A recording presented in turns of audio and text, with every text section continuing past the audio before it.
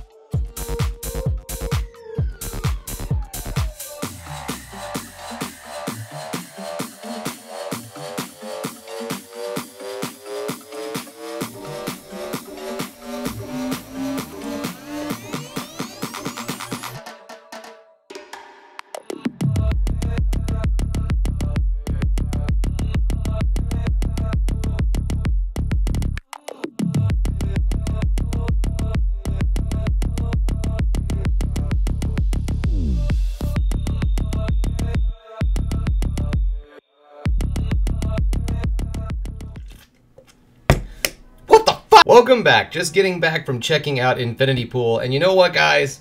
I did like this film. I did. I really enjoyed this horror film, but it is definitely an acquired taste. So I'm going to start with the negatives, and then I'll work into the positives.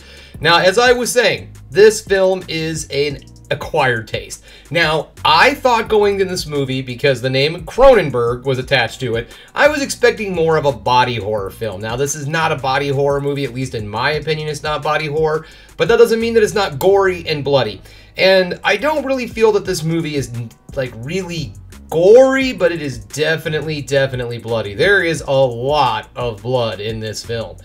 So I feel that if somebody just does not like a lot of violence or blood, this is probably not the movie for them. Also, too, the way the movie is presented, this is more of a cerebral kind of horror film. If you are not into something that's going to be beating your head with a bunch of metaphors and freaky ass, cinematography, then this is not going to be a movie for you. The presentation of this film is a little avant-garde. It's not necessarily just thrown at you. Nothing is necessarily explained heavily for you. There's a lot of holes that you have to fill in for yourself. So if these are things you don't like, just avoid this movie. It's not going to be for you. Now, if I'm mentioning all this stuff and you're sitting there going,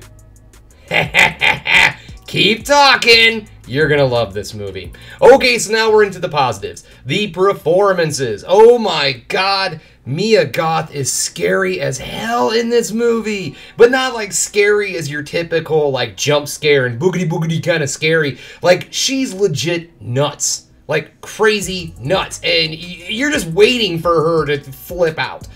Alexander Skarsgård is also really good in this movie. He has to play kind of like our eyes for this film. You know, he's the one who's taking us on this journey, and he does an excellent job as our lead in this film. The acting, all in all, is really great. Disturbing imagery. I should have put this in the negatives, but I found it to be quite a positive. I loved it. I really like a movie that makes you feel so uncomfortable in your seat that you're just squirming around. Like, I'm sitting there watching this movie, and I'm just like, you know, first I have the popcorn, and I'm eating the popcorn, and then I'm like, oh my god, that's disgusting. And I put the popcorn aside, and then I'm back to eating the popcorn because I'm squirming, and it's like, oh, that's disgusting. And I don't know why I like that. But that is my kind of horror movie. I love these weird, avant-garde films that just make you just really feel gross when you're done watching them. And everything in this film is set up to make you feel horribly uncomfortable the entire time. You are squirming throughout the entire film. The very beginning of the movie, it kicks off that way, but in a very subtle way. And I'm not going to ruin it for you, but let's just say the cinematography at the very beginning of this film really starts getting you into it. Like, you will be uncomfortable from the get-go, and then it doesn't stop. The thing is that you never know what to expect in this movie.